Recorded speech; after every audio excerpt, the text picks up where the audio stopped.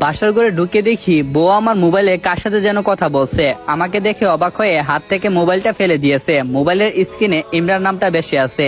আমি একবার মোবাইলের দিকে আরেকবার তাসফিয়ার দিকে তাকিয়ে আছি। তাসফিয়া মাথা নিচু করে রাখছে। আমি মোবাইলটা হাতে নিয়ে তাসফিয়ার হাতে দিলাম আর বললাম, ইমরান তোমার কি হই? তাসফিয়া উত্তর দিল, আমার খালাতো ভাই। তখনই তাসফিয়াকে জোরে একটা ধমক দিয়ে বলছি, প্রথম রাতে মিথ্যা দিয়ে শুরু করছো, আর বাকি জীবনটা তাহলে কি করে কাটাবে?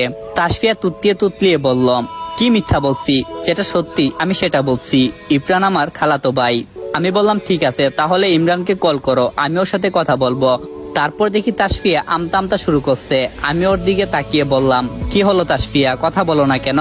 তাসফিয়া বলল, সরি মিথ্যা বলার জন্য। সত্যি বলতে ইমরান হলো আমার বয়ফ্রেন্ড। আজকে অনেক কান্না করতেছে, তাই ওকে কল দিয়ে সান্ত্বনা দিয়ে দিচ্ছি। আমি বললাম, তার মানে ইমরানকে অনেক ভালোবাসতে? তাসফিয়া বলল, হ্যাঁ। আমি বললাম, তাহলে আমাকে বিয়ে করছো কেন? তাসফিয়া বলল, সত্যি বলবো? আমি বললাম, হ্যাঁ বলো। তাসফিয়া বলল, ইমরান এখনো লেখাপড়া করে, আর আমাদের পরিবার আমাদের সম্পর্কটা মেনে নিতে চায় না। আর এদিকে আব্বু আম্মু বিয়ে দেওয়ার জন্য পাগল হয়ে উঠছে। আমি বললাম, কেন? তাসফিয়া বলল, কারণ আমার ছোট দুইটা বোন আছে, ওদেরও তো বিয়ে দিতে হবে, তাই বাধ্য হয়ে আপনাকে বিয়ে করছি। আমি বললাম, বুঝতে পারছি। আসলে আমাদের সমাজে ছেলে লেখাপড়া করলে বা বেকার থাকলে তাদের কাছে কারো মেয়েই বিয়ে দিতে চায় না। আমি বললাম, তাসফিয়া একটা সত্যি কথা বলবে? তাসফিয়া বলল, হ্যাঁ বলেন, কি সত্যি আপনি জানতে চান? আমি বললাম, তুমি কি কখনো আমাকে স্বামী হিসেবে মেনে নিতে পারবে? আর কতদিন লাগবে?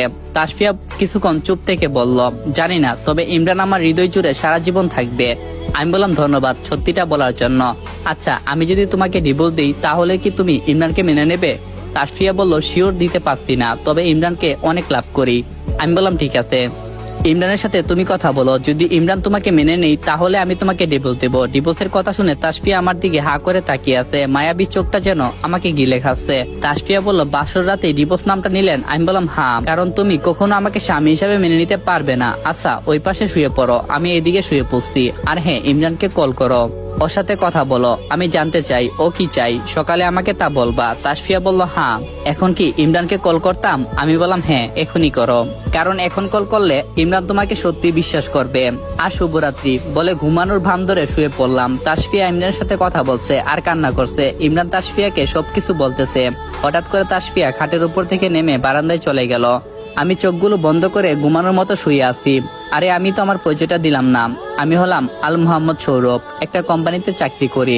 আব্বু চাকরি করে আর আম্মু বাড়িতেই থাকে। বড় আপুর বিয়ে হয়েছে, ওনার পর সরকারি চাকরিজীবী। এখন অনেক ঘুম পাচ্ছে, বাকি কথা সকালে বলবো। পুরোনো স্মৃতিগুলো খুব করে মনে পড়ছে। কখন যে ঘুমিয়ে গেছি ঠিক মনে নেই। সকালে ঘুম ভাঙছে ফজরের আজান শুনে। ঘুম থেকে উঠে ফজরের নামাজ